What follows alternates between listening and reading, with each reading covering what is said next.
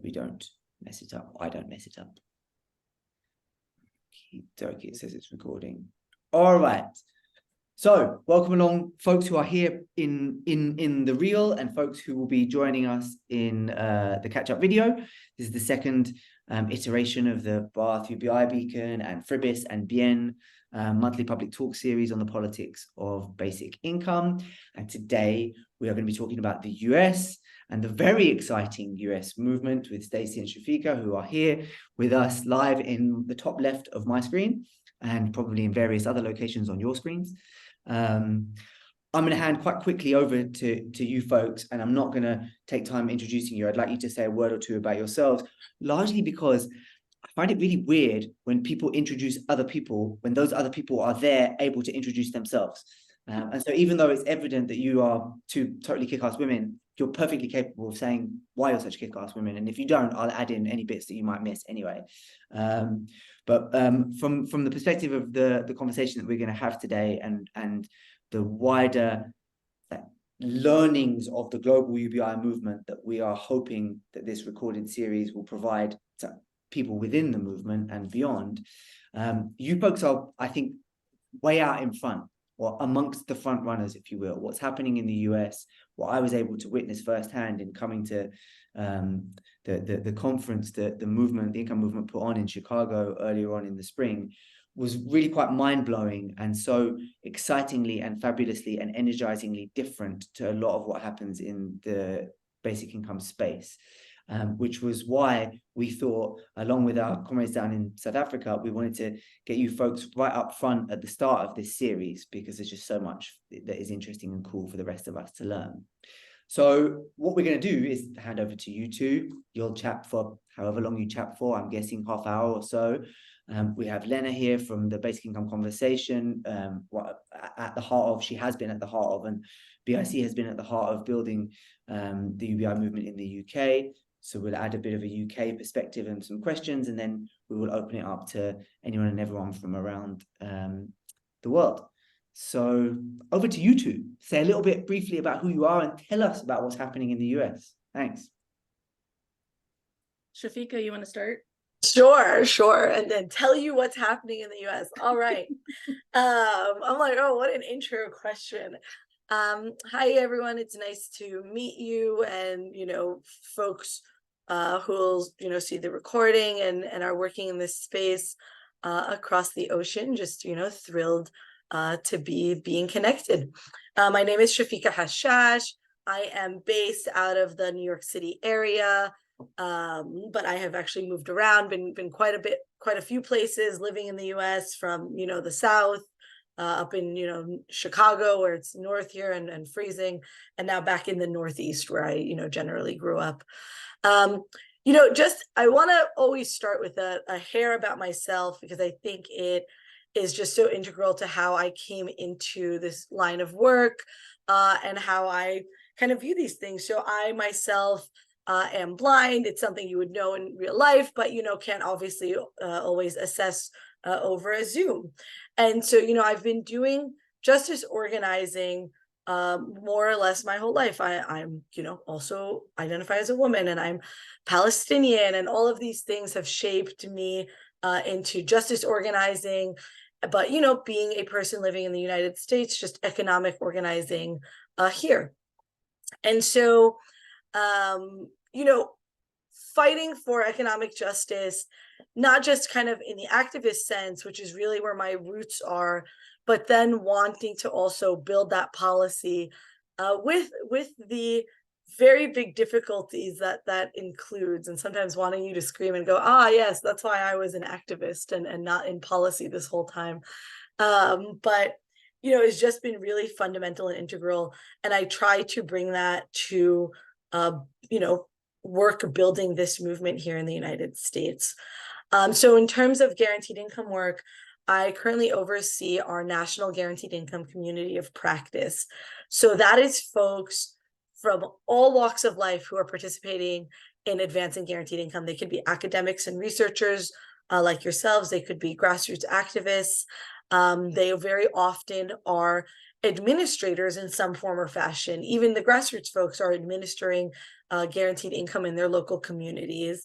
But they could be on the formal government side, parts of, various departments that provide social services, and also on the government side in other parts, where they're just wanting to learn and keep building this, and even, beyond it in the revenue side and whatnot, as well as, of course, guaranteed income in its current form in the US and how it's currently being piloted has had a lot of philanthropic support.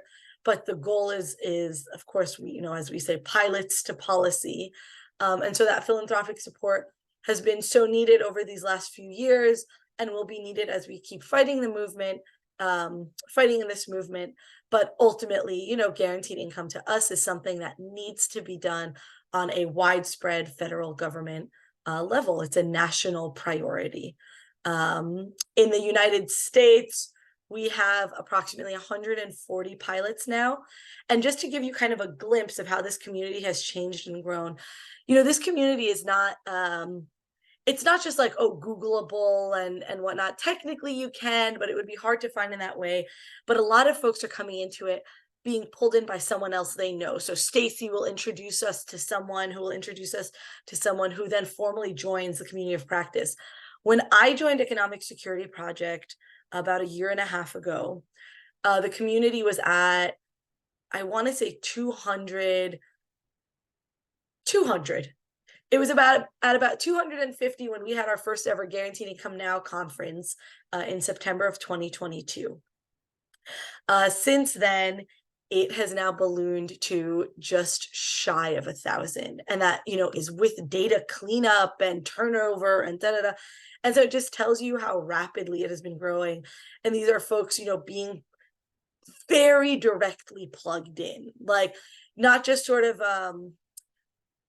how many of us might join, lots of different lists or whatever it is, but these are folks really being plugged into guaranteed income, and they're actively working on it, doing something for it in a very active capacity. And I just love highlighting that. And I think not in this moment, but later, we can talk about what I view as the nation's greatest experiment with guaranteed income to date. But something I would be remiss not to mention is just the centering of people of color in this work that we do very, very intentionally. The first ever 2 pilots in the United States were in Stockton, California, and Jackson, Mississippi. The one in Jackson exclusively focusing on Black mothers in government subsidized housing. And the one in Stockton, California, a very, very, income disparate district, a very up and coming sort of Black mayor who really cared for his community. And that was one that Economic Security Project was deeply, deeply involved in. And so, myself and the executive director of the program in Jackson, Mississippi, it's known as the Magnolia Mothers Trust, and it's hosted by an organization called Springboard to Opportunity. So her name is Dr. Aisha Yanandoro. We facilitate this community of practice together. And so, we have just made it so integral to ensure that people of color are really at the heart of this movement and this work and these policies that we are building. Because, in many, many countries, but I can only speak as, let's say, an expert to the United States and some other places, it is where they have been very actively disenfranchised by our past economic system and policies. I'll turn it to my lovely colleague, Stacey. Thanks, Shafeka. My name is Stacey Rutland. I'm founder of Income Movement, and Income Movement is an organization specifically focused on the base building, grassroots, and kind of coalition building side of the movement for basic income. And so we're national, with that, like Shafeka has mentioned, like the eye on the North Star of federal policy. We do a lot of work, because we're focused on grassroots and kind of coalition and base building. We do a lot of work with pilots, in particular to help them think about their potential role as base builders. In many ways, the pilots in the country, what we found, vast majority of the pilots are being run by community-based organizations, many of which who have been in the communities sometimes for decades. And and maybe focusing on a specific kind of group of community members, whether it's unhoused folks or formerly incarcerated, justice impacted community members.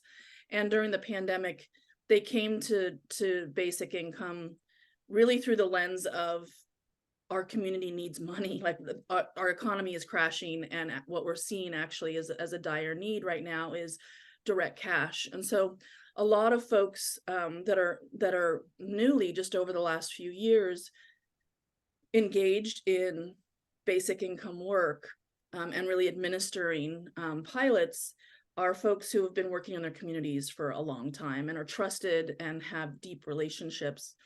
And so in many ways, we recognize that with this kind of explosion of pilots is an opportunity. It's almost kind of like a lot of mini chapters that are little organizations that are advocates for basic income all over the country.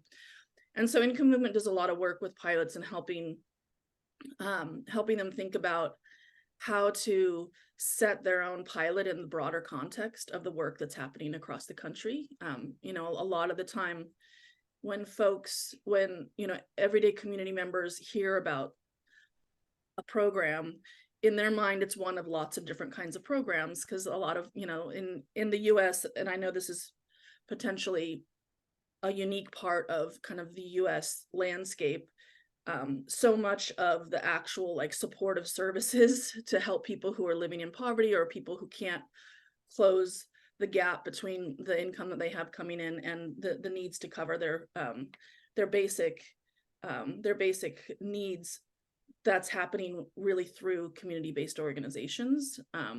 There's significant gaps. And so those folks, for sure, they're having conversations with community members there. They're sharing the ideas around the pilot and why they're doing the pilot. But for many of the folks, because they came to the idea through the need of their community with, via the pandemic, they don't actually know much about basic income. They didn't come from it philosophically and then come to their community and say, we think we want to do this thing. It really was out of, need. And so a lot of what we do is just help set that context of how does this fit into the greater work that's happening in the region, in the state, in the nation, and then and ultimately, how do you help folks who are participating in those pilots or community members who are participating in events or press that's covering the pilot to really be thinking about and understanding that contextual piece of that pilot and being comfortable to speak to it and things. So we've built toolkits for pilots and other organizations to think about and know how to center their community members in the process, and how to bring that kind of education piece and advocacy piece into the work that they're doing. Most community-based organizations are in the service space in the US. There's clear delineation between advocacy and service providers for good reason. So a lot of folks who are administering pilots right now don't actually even have folks on their team who are thinking about direct cash legislation and how do we build narrative change campaigns around this specific piece. So helping support folks in that side has been really important. And then the second arm of what Income Movement does is really a big piece of what we found, in particular out of the pandemic, as there was this explosion of people coming to the community and being involved, was a need for consistent events or opportunities for people to come together and collaborate and coordinate.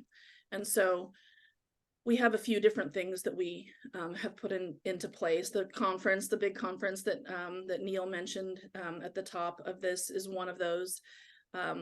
We worked with some organizations, US Big, and some folks in Canada who had been doing a every other year conference in the US. It was every year, but it would alternate between Canada and NABIG for everybody here who probably is familiar. But it would happen in Canada one year, in the US another. And we talked about the rate and speed of the growth in the US. We felt like an annual conference was pretty important, that 2 years might be too long to host a conference. And so so we have that conference. We host quite a few just kind of educational or themed panel discussions or working sessions to help folks. But we also do a annual community day of action, which is coordinated with the International Basic Income Week of Action that you all, I see so many familiar faces here, coordinating with for years, as an opportunity for people across the country to be united with people across the globe around kind of taking stock and continuing to educate and push for basic income in their own communities. And then we also have a movement building coalition that's comprised of about 70 different organizations and 120 people that includes grassroots folks and artists, and as well as administrators and policy wonks and everybody in between. And that's specifically, the work of that group is specifically thinking about national campaigns, like how do we actually coordinate all this amazing, deep local work that's happening and think about how to harness that into national impact. And so we're kind of a year into that work as well, and starting to develop specific projects that folks that are in that coalition are interested, really coming out of the community, what it is that they're interested in pushing forward first, and then building out the supportive kind of infrastructure in order to do that. I didn't mention anything about myself and realized like, oh, Shafeka did such a lovely job of kind of rooting the work in her own experience. And I think my background is I started out as an English high school, English and social studies high school teacher, and did that for a little while. My background was on the history side, was on early Soviet history and kind of really looking at economic side of things, probably to no degree. Don't ask me a lot of stuff. That was 25 years ago, and I've gone to a lot. And I know there's a lot of people who probably are far more learned on those here on this call. But it certainly fueled my own desire to understand and think about how economic systems function. And as I was growing up, I was raised by a single mom. We were incredibly poor. We were unhoused at different times across our life. My mom didn't take advantage of any of the social safety net systems here. So we had a lot of hunger, a lot of, utilities getting turned off and things like that. And so, and for me, in my own personal experience, it was when my mom retired, that was the first time when she received Social Security, where she, for the first time, had a guaranteed income to be coming in. And she actually received a little bit more because my father died when he was young, so she gets some of his Social Security. So it was actually enough for her to live on. It was the first time that she'd ever had any confidence from one month to the next and what was going to happen. And seeing her flourish, I mean, it's kind of shocking, the person that she is today versus who she was prior to that, was certainly really eye-opening around this need for what would it look like if we had Social Security for all? What would it look like if we had a UBI? And that, that was about 10 years ago. So I started to get more involved in thinking about what does this look like? I ran a design firm. After I stopped working as a teacher, I ran a design firm that was focused on human-centered design, and was doing a lot of work supporting nonprofits in kind of human-centered program design and organizational design. And at a certain point, I just recognized I wanted to go back to actually doing work that wasn't in the private sector, and just thinking about how to have a better impact, a kind of positive impact on all the things that are happening in our culture. And at that time, I started to have conversations with the Economic Security Project and Natalie there around what's the lay of the land of the basic income community as far as organizations are concerned, because I think I want to start working for an organization. And at that time, there really wasn't any organization working specifically in the grassroots and coalition side of things, which where my heart is, from the education as well as the human-centered design side. I just felt like we need to have a place where everyday folks have a seat at the table as decisions are getting made around policy, around each step that we're going to be on this path. And so out of that, we decided to start Income Movement, and we're now 4 years strong, and we just had our fifth, kind of kicked off our organization with the first basic income march here in 2019 in the US, and just had our fifth one this year. And so that's kind of the background and some of the details of what got me here and what our focus is as an organization. Awesome. Thank you both very much. Massively interesting. And I especially love, and this is something that was so apparent in Chicago as well, how both of you and others in the movement I know, but the two of you very much from the front, bring the personal and the political together. Not that they are ever meaningfully separated other than in some sort of white liberal fantasy world, but the fact that you own that and share that so openly, I find, and have found when I first met you and had the opportunity to see the work that you do over there, super inspiring. So thank you. I want to hand over to Lena to ask a couple of questions from the UK perspective, knowing that there are sufficient similarities but also differences between our world and your world, that we can have productive learnings. But there's folks here, I just want to note, from Latin America, working in sub-Saharan Africa, working in South Asia, in Europe. So we have a small but global community right here, right now, and that will likely be reflected in the folks who will watch this back. So I'll open it up shortly to everybody else too. First though, from the island's perspective, over to you, Lena. Thanks, Neil. I'm really curious. So for those who aren't aware, in the UK, we're at the point where we have one basic income pilot currently running in Wales with care leavers. There is a pilot proposal that is currently out for funding, and they've been fairly successful. Hopefully we'll get there soon enough, and I'm sure you'll hear updates about that. But the pilot proposal for another pilot in England, but we are still kind of, it seems, embryonic in the movement from these smaller pilots to a national policy. Something that the basic income conversation has always been really interested in is, how do you use these pilots as a movement building tool and as a campaigning tool to that national policy? So I was just wondering if you both could say something about how you see that playing out in the US, and how the existence of these pilots and their material impact in people's lives has fed that national campaign and that national movement. Yeah, I think that's a great question. And I think, something that's almost nice, I know you're saying you guys are in the embryonic stage, is that sometimes I think we have some fabulous examples of pilots that have really, like, from day one understood that there needs to be the policy side to it and what they should be doing, like how they can be building towards it, and others that just really, like, for the need, started running the pilot and are now like, oh shoot, like, we have been doing XYZ, very much what Stacey was describing. We could actually, like, there are things we do that can be leveraged for even greater than simply just existing in the pilot space. So something we talk about is that the pilots serve some fundamental roles. And for some folks, it's that they prove that guaranteed income works. They, in this moment, put cash in people's pockets, which is itself also very important. But they also, work and they build participants.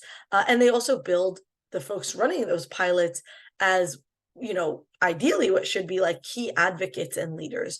And so I think something, I want to also name sort of a mistake I sometimes see, which is that we put this onus on direct service providers to suddenly, like, not only are they doing direct service provision, which is, always you're wearing like 3 hats in one. Direct service work is long, some often kind of thankless work. But so you're doing direct service work, but now we're like, you now should actually be really good at narrative. you now should actually be really excellent at policy.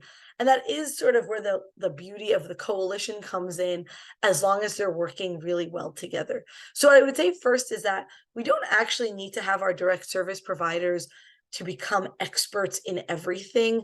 And it's sort of almost an unfair expectation that we will. We don't ask our policy folks to suddenly become experts in, service provision.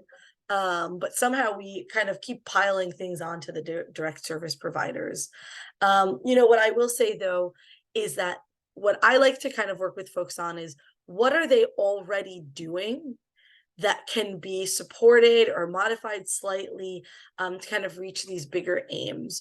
And that isn't actually saying, now take your 40-hour work week and make it 50 hours or 60 hours, or add this new deliverable, but I'm not giving you more funding to do it. I'm just saying this is a good idea and something you should also be doing. And so something we see is that a lot of pilots already run like cohorts in some form or fashion. Sometimes they're storytelling cohorts. Sometimes they're actually just places where people come to meet one another. They might offer resources. They'll do like a resource fair is what they call it. So you come and you might give out pamphlets or brochures or whatever it is about housing or other, resources for food or educational attainment, whatever. And we're like, oh, you already have folks coming together once every 3 months. What if you and this is where the coalition supports. I'm not asking this direct service provider to now be a trainer in, sharing testimonial to a legislator. But what if we supported that and we were like, oh, what if you just collaborated with one of these trainers? They come into your already existing, workshop.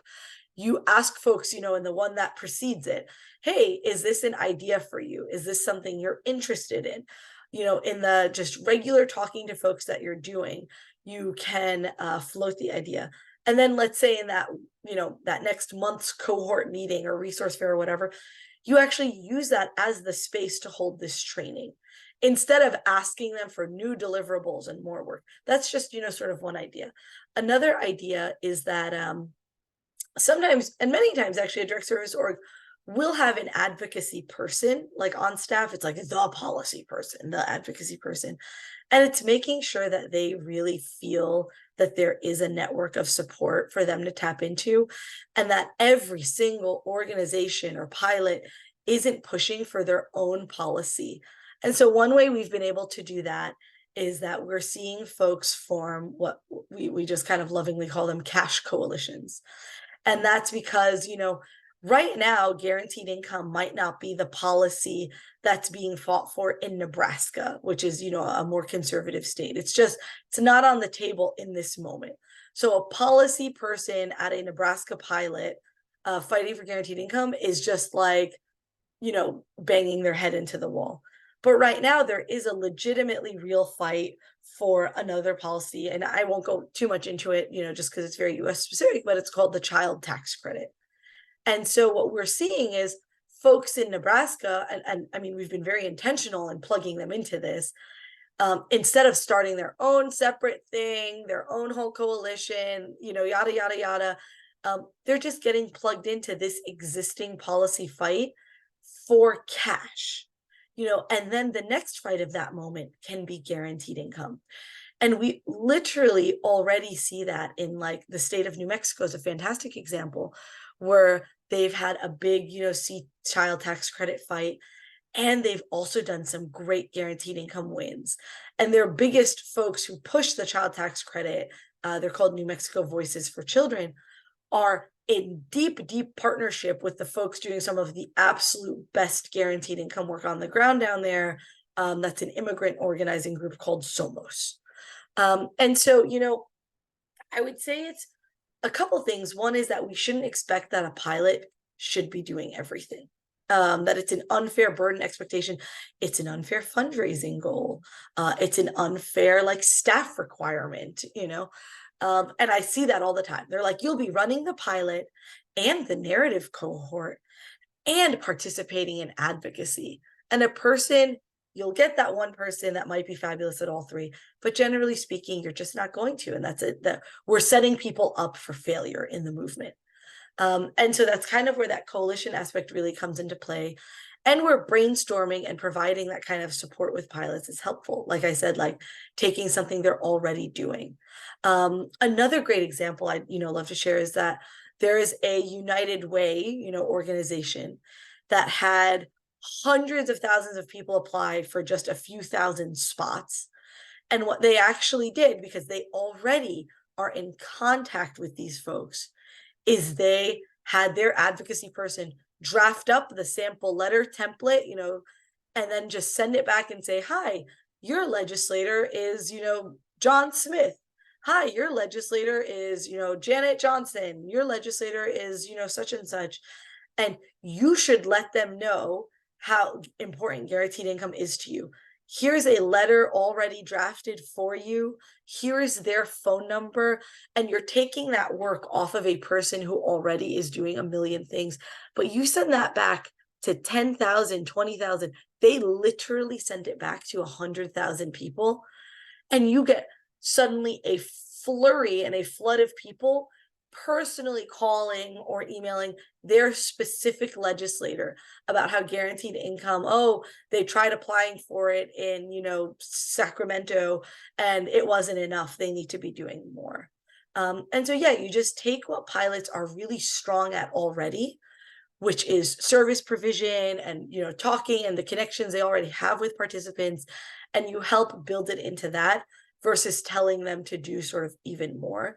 And that's also where you have the beauty of your coalitions, that, even this question of like, how can the pilots be doing more in advocacy? Sometimes I think could be reframed into like, how can we make sure that they're really strong in the coalition versus what more can and should they be doing? But, my last sort of point of advice is to not leave policy as like the thought after everything's been said and done. And this way, when you're starting from scratch, when you're building that model, you go, we were going to do monthly cohort meetings. Let's build in already. So we start that, ask to the coalition for someone to do that training on sharing your testimony. We already have a benefits counselor for other things, housing, food, whatever it is. Let's make sure that benefits counselor also talks about, or also shares with them, I don't know, like other forms of advocacy that relate to benefits, benefit support. So that's kind of, I don't want to go on too long because I want to, you to be able to ask your other questions, but that's kind of how I think about it. Yeah, thank you. That's really helpful. Stacey, do you have anything to add to that? I think that there's, and I'll just kind of build on some of what Shafeka just shared, because I think, there's so many good things in there that she was speaking to. I think that, but I also want to be really thoughtful. I recognizing that what's happening in the US may be very specific. So trying to take a little bit of a step back from it and thinking, more broadly from a strategy perspective that might be applicable no matter what country you're in and what the structure looks like. I think that pilots have an opportunity to push on many different parts of movement building. So from pilots face the first, massive hurdle around funding. So it gives you an opportunity to start thinking about and pushing on what is the funding mechanism for something if you were to scale. And I can mention a few pieces to that in a moment. There's also pilots also provide an opportunity for to build the infrastructure for distribution. And it's something that we've seen a lot here is, thinking about, I'm not sure what it's like across other countries, but in the US, we have like our three, the sectors of our society that are the furthest behind in technology is government, education, and healthcare, which are the three areas where they should be the most cutting edge and innovative, and that's not the case.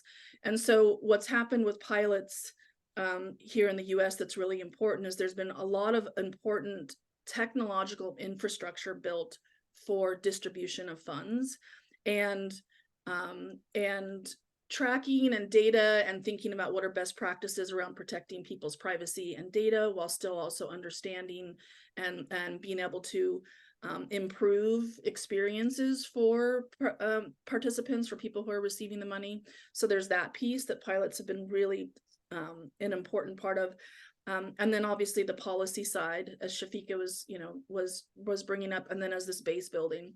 All four of those are areas that pilots have the potential to help push in some kind of way. And I would say that the funding and infrastructure side, they have to be involved in, because it's fundamental to the success of their own pilots. So I think on the funding side, one of the things that's been really interesting just in the last year in the US, because so many of the pilots sprung up out of the pandemic, the first funding mechanisms often were these large, we had the CARES Act and we had the American Rescue Plan in the United States that was just like billions of dollars flooding into, that was in many ways unrestricted by our federal government, because they were like, shit's going sideways, we need to get money to people. And so they basically handed lots and lots of money over to states that went down into, cities and counties, and all of these community-based organizations that Shafeka is speaking to, who has relationships with their counties, received those funds, and they were able to pretty quickly and easily, from a funding perspective, many were able to get something up and running where they were getting direct cash out to people. And all of this was, the ability to expedite it was really anchored in the fact that we were in the midst of a pandemic, and government really kind of took their hands off of oversight, which is, almost unprecedented in the US. Usually it's the complete opposite.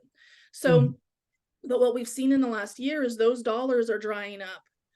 They have to be used by, there was a certain, date by which they needed to be used. And a lot of folks who got involved in this work want to make their pilots permanent, or they want to scale them. And so they're now going through the process of figuring out, how do we fund this if it becomes a permanent program? And I think some of the work that's happening in that space is exploring, the kind of deeper combination of some money coming from government, some money coming from philanthropy. There's also a work in the United States around what's the existing social safety net funding that's happening at whether it's a federal or state or local level, and how can we start dog-earing budgets, annual budgets for that, or money that's going to certain programs. How can we change the thinking around how that money can be used? So our social safety net, we have housing in HUD, we have TANF, which is temporary assistance for needy families. These are mechanisms by which now pilots are getting really creative and thinking about how to utilize funds that are already, and well-established programs, to be utilized in direct cash. And I think that's a really interesting place for pilots to be thinking about, how do you push, because through that work, you're having conversations with Health and Human Services, you're having conversations with administrators at different levels of government, and those conversations are educational in nature. They're like, what the hell is basic income? And then you're helping them understand what it is. You're getting advocates behind it. We have people in some of the states where there's the strongest work that's happening in this space.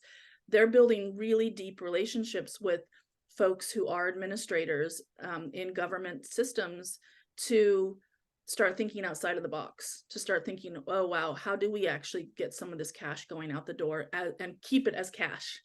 Not have it translate into something that has a bunch of hoops that people have to jump through, that has a lot of administrative oversight and things like that.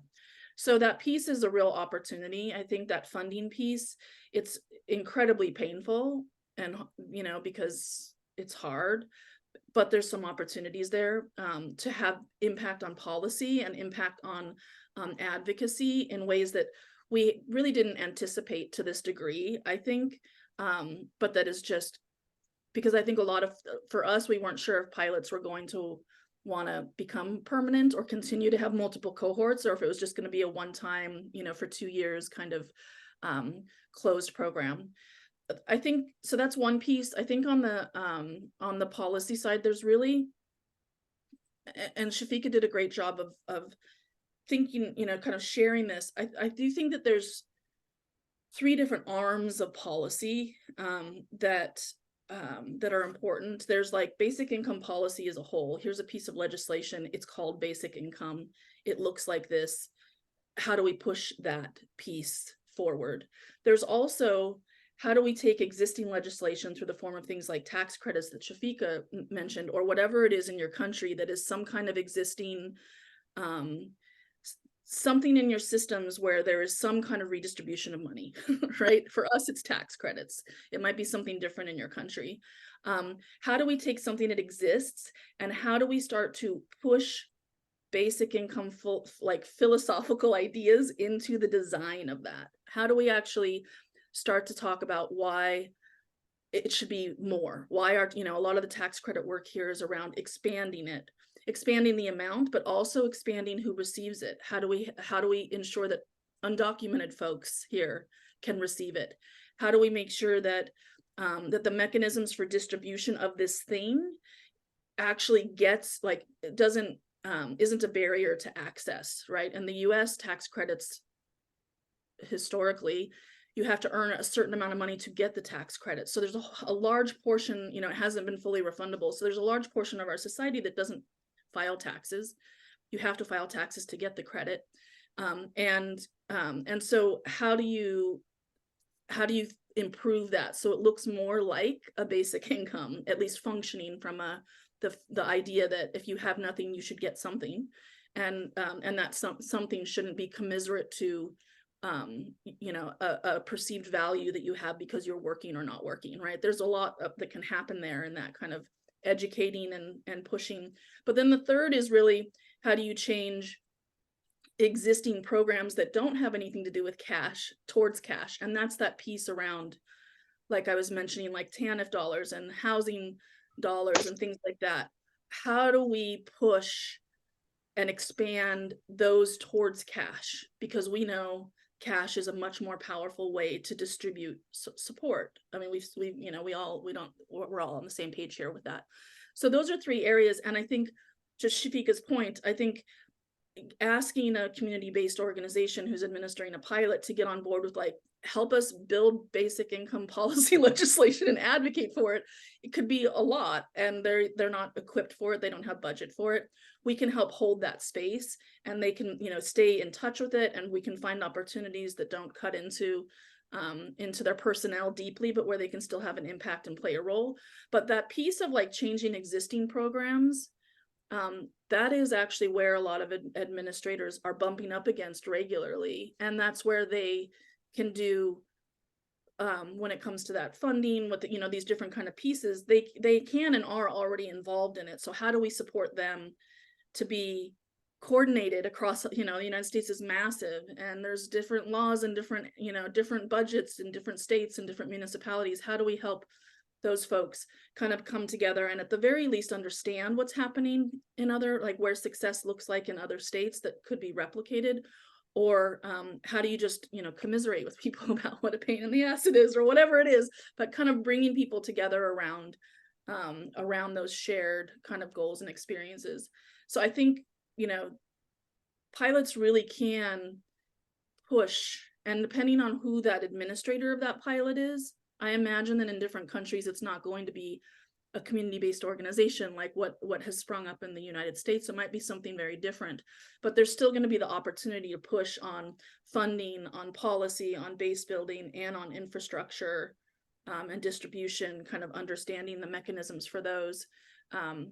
And some of them are going to be fundamental. So thinking, how is what we're doing right now, the decisions we're making, how are these decisions going to hold up to scaling? How are these decisions going to hold up to scrutiny of the key people that we need to get involved in this in order to expand it and make it national?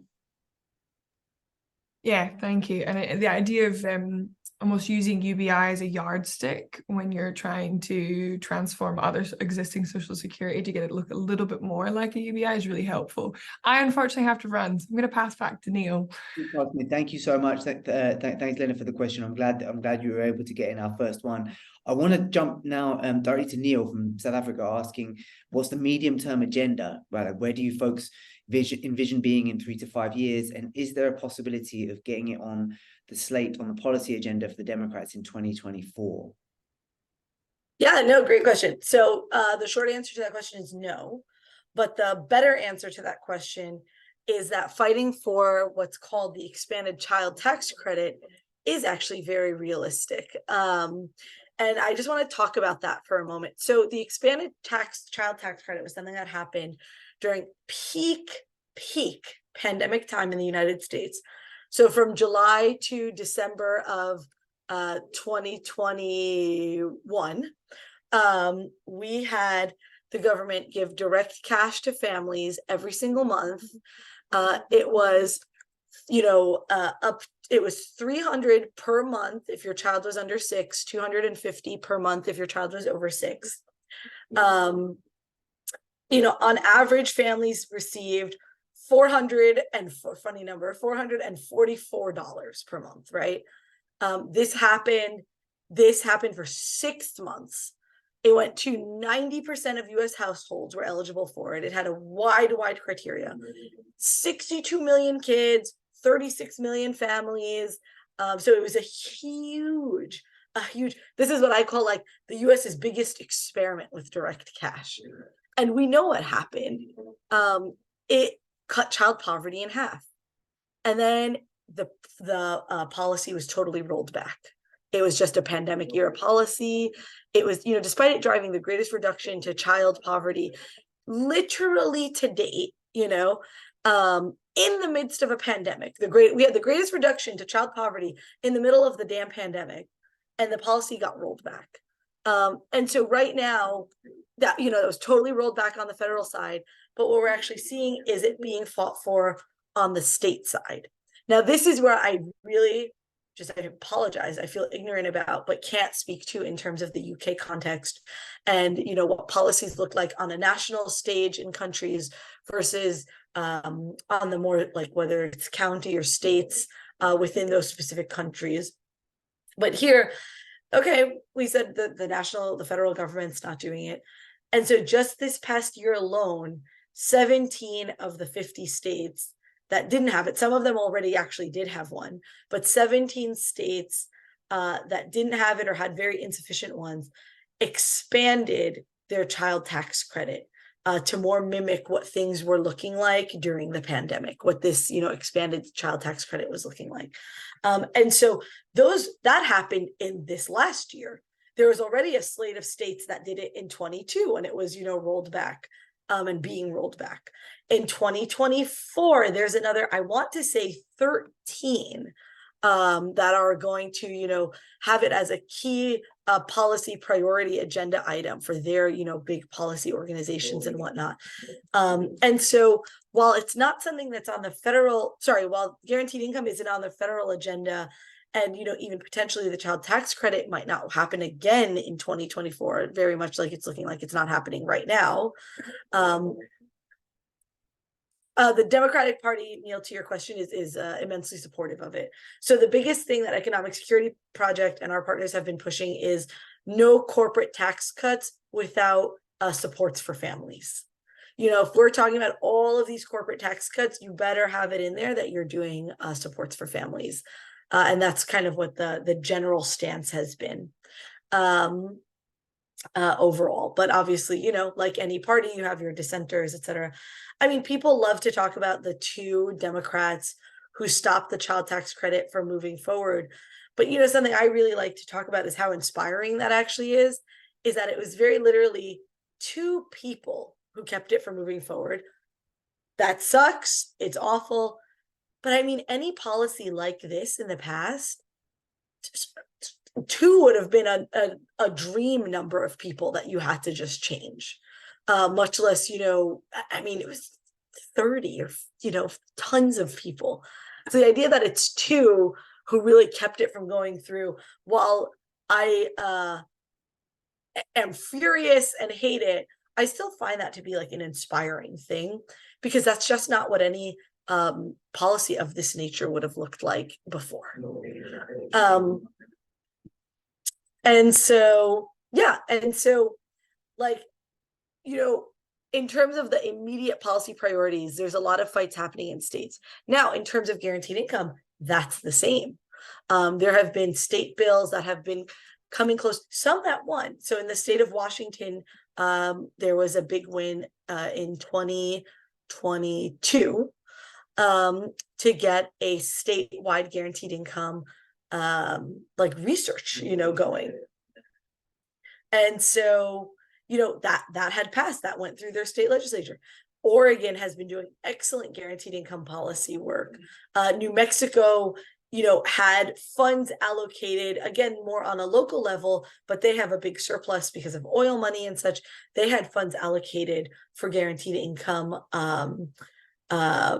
not only research, but distribution to oil workers, to former oil workers who, were job transitions are very much in the midst. Colorado has guaranteed income policy moving forward. New York for pregnant and expecting families. So in the states, we have guaranteed income policy not only moving now, but very much being teed up for the year 2024. And that's why these cash coalitions are so important, because now you have folks who are doing child tax credit fights who are now like, okay, great. Let's talk about guaranteed income. And vice versa, you have folks who work on guaranteed income who are like, listen, we're not just trying to throw people's energy away because people will burn out. Guaranteed income is not happening in the state of Utah, but they fought for a child tax credit and that did win. And that's amazing because, we say this thing like winning, if you've ever done like real community organizing, winning begets momentum. People will not keep coming back when they are feeling like crap day in and day out. You also need to have some winning campaigns that are strategic and in this moment, and not just keep telling people to have their eye on the 20-year prize. So just for the immediate, those are really the policies, both on the guaranteed income side and on the child tax credit. I mean, the guaranteed income ones, I really could keep going. I mean, there's policies for foster youth. I actually just finished compiling this list from across the country for, kind of another project. I had no idea half of the states that I was looking at, how many guaranteed income bills they had like being teed up. And that was, it was very inspiring. So not on the federal side, but very much on the state side. And I mean, we often see in this country that federal policy comes after state policy. That's been true for very conservative and bad wins, but it's now being true for really wonderful progressive wins. Thank you very much indeed. Stacey, would you like to add anything to that?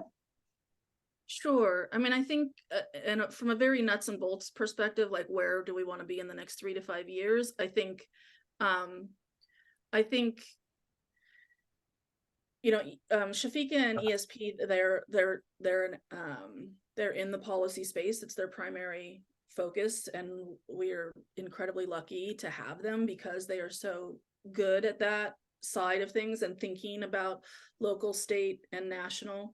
I think that that one thing that's really important, at least here in the United States, is that because we're so large and because of the way that our systems are set up around state and federal and things like that, I think there's a desire to focus on a national piece of legislation, or a national political party getting behind something.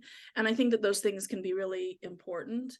I also think that what we're really in the midst of right now as a movement is we're in the engine building phase. And so like, if you're thinking about like game theory or whatever, right? When you think like engine building is for a movement is you have to be pushing on all these different fronts, and policy is just one of them. I think everybody in the policy space, like a major theme, and this is just based on historical, what's worked in the past, is that if we don't have people in everyday folks in the streets demanding this, it's not actually going to ever get passed. It's just not. And so there's lots of things that can be happening in the political space that can help drive us towards and help kind of bring the political discourse and the national conversation, have basic income be part of that. And some of that can be coming from a top down, but I think a bottom up is going to be pretty fundamental to this. So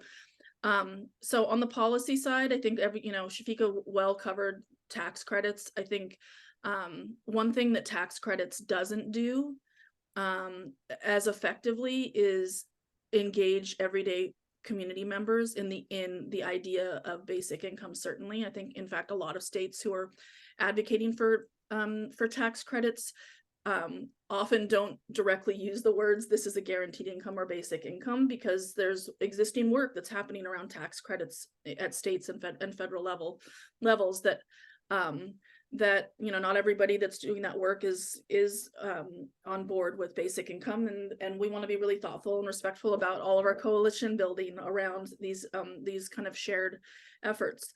But things like ballot measures, there's lots of different mechanisms in the United States around how legislation can get passed, and states can have ballot measures that are basically anybody can write a law, and if you get enough signatures, it goes onto a ballot and it can become law.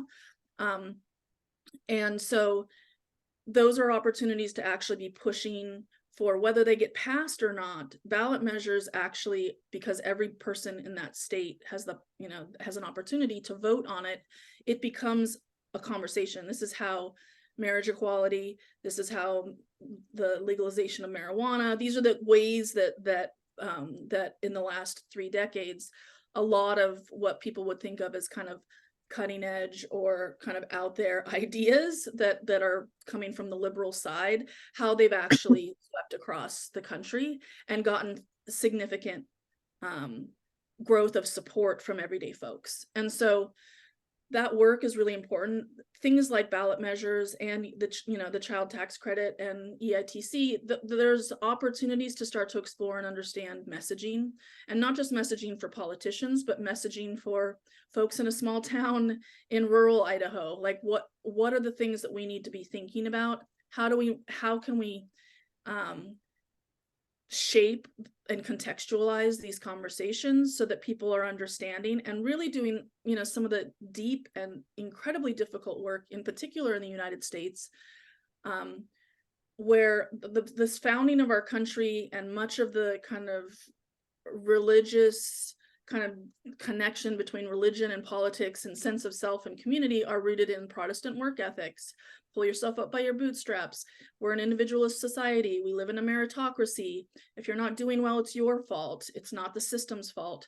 This is all really deep work that, in order to get the community, everyday folks in the streets demanding this, there's a lot that needs to just be, we have to provide a lot of opportunities for people to confront their own biases, their own relationship with these ideas. And so I think, in my mind, in 3 to 5 years, we've had success on state child tax credit expansions happening, and I think we're well poised and on the trajectory of that. I think we would have ballot measures that in multiple states that have been run, at the very least, to understand what the conversation looks like when a whole group of people could potentially vote on a piece of legislation that looks like this. What is the conversation that comes up? How do you do that work? I also think that, we need to have a pretty significant base of community members who are comfortable and able to have conversations with people that they love, people they care about, or organizations that they're volunteering with, to help continue to have the conversation. And we need to be a much more intersectional movement. Right now, we know, everybody on this call and everybody who's going to be watching this knows how intersectional basic income is. But I'd say one of the areas where we are lighter than we could and should be, and that takes real time, is how do we build strong relationships with folks that are working in environmental justice spaces and help them understand the importance of basic income? How do we meet people that are working in, focused exclusively on gender or racial justice issues, or our justice impacted communities, or supporting families in different ways, like tackling the unhoused, housing precarity and just horrible situation that we have around housing in the United States? How do we invite deeper partnerships with those folks so that we can grow exponentially, and so that you know, basic income, I've said this a few times, and I think it's really presents a challenge. Is basic income is a solution. It is not a problem. It addresses a problem. It addresses lots of problems. But when you're building a movement, most movements are built around a problem. And so we're proposing, our movement is built around a solution to lots of problems. And that becomes a really difficult conversation to have with people. And there's a sense that you have to believe in the same solution in order to join this movement, right? I mean, you can say like climate change, we are in an existential moment as a species.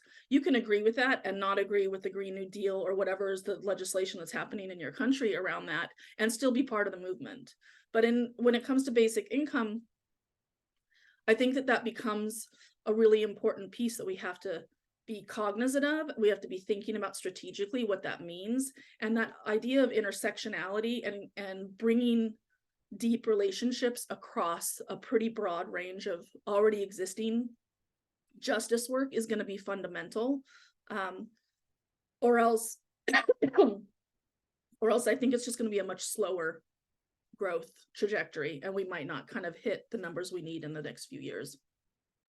Thank you. That all of the points that you have mentioned are well taken, particularly acute. This one feels especially alive where I work and in other places, organizing spaces that I'm familiar with. It does appear to be one of the major challenges that we face ultimately. I have so many questions burning. I'm sure there are others in the room, but I note that in the chat we have one from Jose, who's in Brazil, asking whether you can tell a little bit about sort of forms of dialogue with the folks who participate in the pilots, like dialogue groups or something along those lines. I know that you've spoken about narrative change work, and I know from talking to each of you previously that there's a lot that goes on. Please share for Jose and for others. Yeah, I'm actually gonna, Stacey, if you could go first, I'm gonna go grab a drink of water. Okay, yeah, sounds good. You know, absolutely. I think so most of the pilots have what are called storytelling cohorts associated with them, and the size of that storytelling cohort, you know, a lot of the pilots are formal research efforts, and the amount of contact that the administrators and researchers and stuff can have with the participants while the money is being distributed is, you know, there's certain protocols around that. But at the same time, recognizing that it's important to have folks who are participating in pilots be able to speak about those experiences while the pilot is happening, whether it's to talk about it with electeds or with their community members or with press or whatever it might be. So most pilots do have what's called a storytelling cohort. That's a small subset of participants who are specifically interested in sharing their experiences. And a lot of those, and that could be anywhere from 3 people to like 10 people or so, depending on the size, again, of the participant pool for that pilot. But and so those folks, you know, and it really depends on each pilot, you know, it has different levels of like kind of engagement and opportunities for those folks to be participating in storytelling. I think the national convenings are a place where you know, pilot participants are invited and are often present at conferences or in kind of national convenings as an opportunity for them to just start to connect with each other. I do think that, I mean, one of the things I mentioned at the beginning, that there's a movement building coalition that has kind of been born this year out of, you know, dozens and dozens and dozens of organizations and activists kind of across the ecosystem wanting to do more coordinated work. And the very first project that the community has identified is a coordinated national narrative campaign that may, you know, run for most of 2024. And what does it mean to start coordinating and inviting pilot participants to be part of a bigger conversation and to understand what's happening in their pilot in San Diego is really similar to what's happening in the pilot, you know, this pilot in Jackson, Mississippi, or this pilot in St. Paul. And so I think that that the work of expanding the opportunity for those participants to build community together, and also think about how collectively their stories can be an important and powerful way to continue the national conversation. I think those are in the earlier stages. The establishing of those cohorts, I think, is pretty far along for a lot of pilots, and so I think more broadly, that's kind of the work that's happening. But definitely Shafeka and ESP has been running a narrative kind of monthly community meeting for folks to be able to kind of share and compare kind of what's happening with participants and things like that as well. So I'll hand it to her. Absolutely. So, I'm so sorry. So yeah, I mean, in addition to what Stacey has said around, a lot of pilots do actually have those story cohorts and whatnot.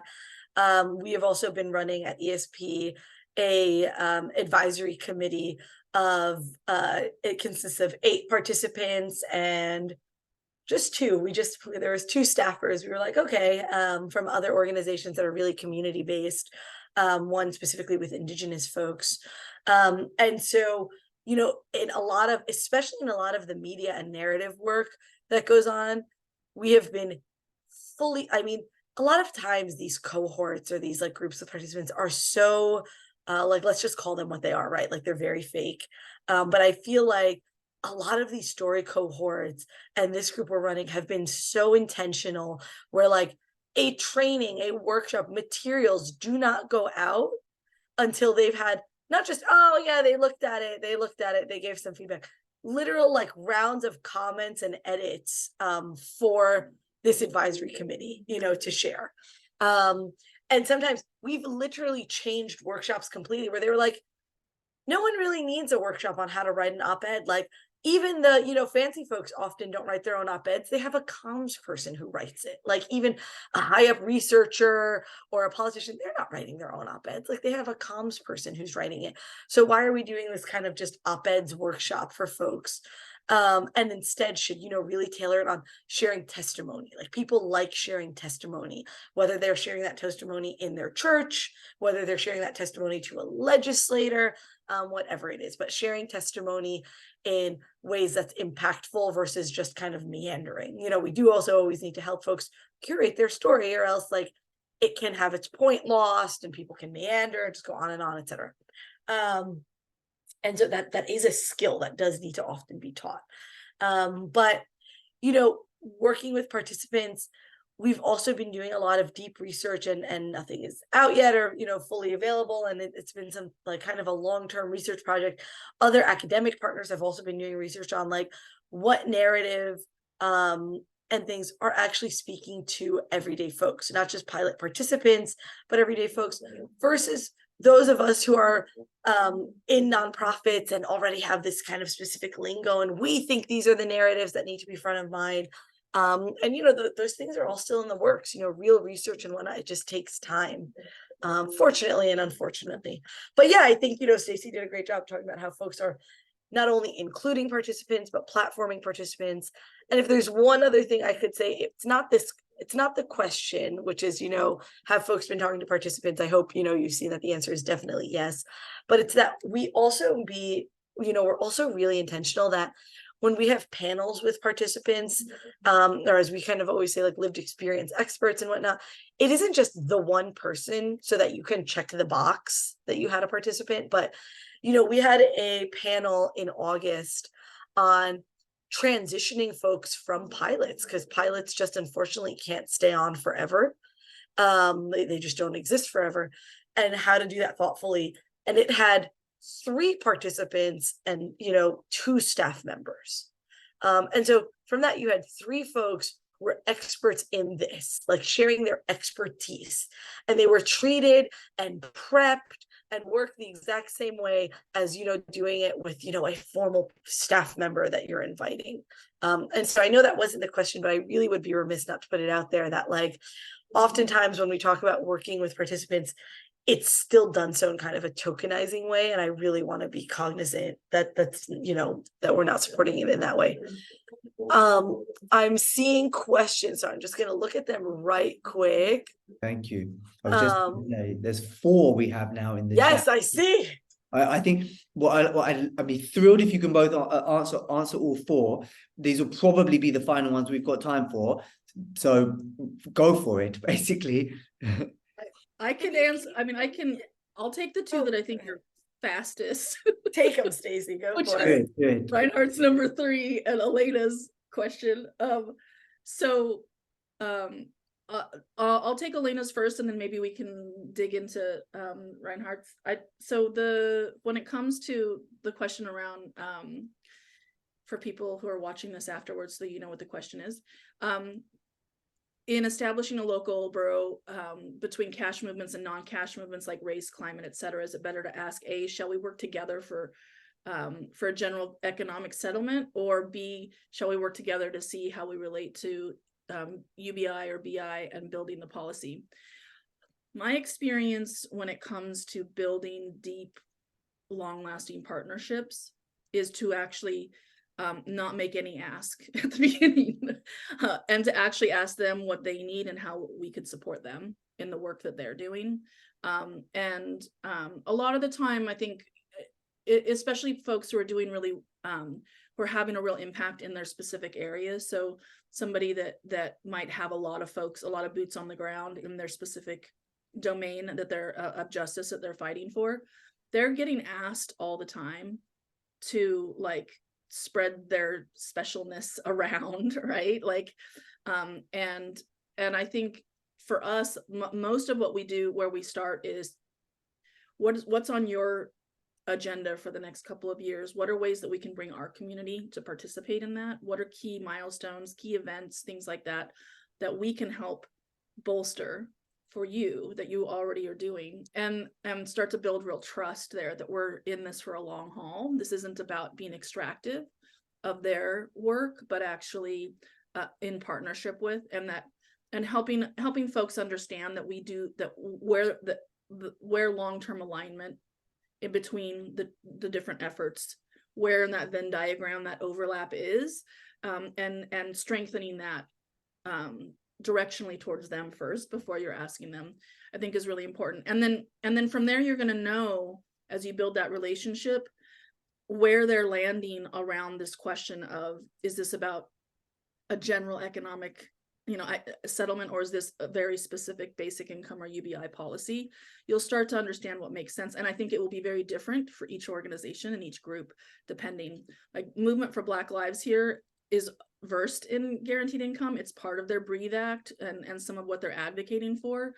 That's going to be a different conversation than maybe Sunrise Movement, who is thinking about around like carbon taxes and things like that, and carbon dividends, but maybe isn't as directly aligned with the idea of UBI. And so that conversation could look very different, in the long term. And for number 3, on the how does the American Casinos or Alaska Dividend Fund play a role in advocacy work? I think I'll just kind of reiterate, the idea of ballot measures, a piece of legislation that everyday folks in that state can decide if they want to have it through the act of voting, aligns with ideas around the Alaska dividend, and like, how do we make something that is as universal as possible across an entire state where there's direct cash happening, and how do we start to how do we connect that to the idea of basic income, even in early messaging, so that once that lands, it's a base for broader expansion. The Alaska dividend hasn't been it's not monthly, it's once a year. There's it's connected to a very specific set of income, coming in and things like that. Using it as a talking point is certainly easy. Everybody knows about the Alaska dividend, or most people do. And being able to say, for a ballot measure, there's a ballot measure here in Oregon, this is like the Alaska dividend, but for everybody here in Oregon, is a really easy kind of shorthand for talking about, one, conservative people and more, not necessarily kind of, this isn't just a progressive Democrat issue. This is happening in conservative communities, and it's highly successful and has been happening for a long time. Those are really great reference points for the conversation when you're advocating for something that's similar, like a ballot measure. And then 1 and 2 is big, so I'm going to hand some stuff over to Shafeka, and then we can see. So I'm happy to address 1 and 2. I think Stacey did a good job with 3 and 4. So for 1 and 2 around financing, it's a great question, and it's something folks ask all the time. So, in terms of like what that could look like, we sort of have already teed up tax credits as that example, right? Like tax credits are not only in financing, but as a delivery mechanism. So I guess maybe I'm starting with your number 2 first, are a great delivery mechanism, right? You have to file them. They have so much of your info. That's what was used to give folks pandemic stimulus checks, which, yes, of course, could not hit everyone, but did hit 92 or some odd % of people, which pretty incredible if you think about it in such a crazy fast time span, much less something that actually would be well thought of and well implemented and yada yada. So that's one quick answer to that, is that we do believe that it is the federal government who would be the best distributor. But in the meantime, sometimes you have to work up, right? So we've been talking a lot about state policies and states doing this. So we've thought a lot about unique financing mechanisms. I mean, just some examples for you would be, in our federal policies and whatnot, you pass these, $1 trillion policy packages. So right now, people would have never thought that anything around climate change could have such huge, what's the financing? Sometimes that is also just part of the federal budget, right? So right now in the US, it's very, very deeply focused on infrastructure, both building new climate, related infrastructure and just regular infrastructure, roads, streets, landscapes, making streets safer, etc. The second thing is, I also always, want people to think about creative, new things, in the US, I actually don't know what this looks like in other countries, but in the US, marijuana in many states is now becoming legalized. It's becoming a huge source of revenue. In Illinois, as a great example, there's a huge movement that those who are benefiting from this massive new source of revenue should be those who were incarcerated by it when it was illegal and uncool, and you weren't an awesome small business owner for doing it. You were just a bad, Black or Latino child. And so, that's another funding mechanism. There are also things that we have to talk about where, as we make things look more and more like guaranteed income in our social contract of the United States, right? Like our social safety net and public assistance, we do argue that some things would be streamlined. There's, in addition to the fact that the public assistance you give folks right now is so costly because you're not giving them enough direct cash. And I wish I had the paper offhand, because I felt so foolish. That was the first time just maybe a week or 2 ago that I'd heard the statistic, which is every dollar of direct cash is $10 saved of other social safety net needs that people will have. And so we also have to think about where that cost savings is coming from, and that can be built into the budget. So I do think there are real opportunities. And I know that question was very practical, and I hope those were some practical answers, but I would be remiss not to give my kind of former activist and organizer answer, which is, if we have trillions of dollars for wars and weaponry and terrible things, and for tax cuts for corporations, and damn near helping companies become monopolies, then we certainly have it in the budget to build an actual social infrastructure for folks. Amen. I cannot think of a better, more apt, and more empowering call to arms as a way to finish this. I could not agree with you more. Anytime I hear anyone ask, and we always hear people ask, how can we pay for it? Really, the answer is the resources are there. they're just really shittily distributed right now. And if we want to have a future that is rooted in social justice, then it is about a more just and more balanced and more fair distribution of the resources we've got, which we do not see right now, as is evidenced in policies all around our various lands and all over the world, where money is wasted on guns and shitty stuff that doesn't serve human needs and the rest of the planet. So thank you both very, very much. I really genuinely, sincerely appreciate you taking the time. It's excellent to see you both again. It's really lovely to hear what it is that is happening in the US. And I know, and I speak on behalf of folks who are both here from the various corners of the world and who will be watching this back. It's just really, really helpful to hear of successes that are taking place in the US and how about you're getting there. So yeah, much appreciated. Thank you both. And thank you everybody for participating and for your questions. Thank you. Thanks so much for having me. Everyone, Take care. it was lovely to be in community with you all. Have a Thank great Very week. nice to see everyone. you, Gibbs. Bye. Thank you so much.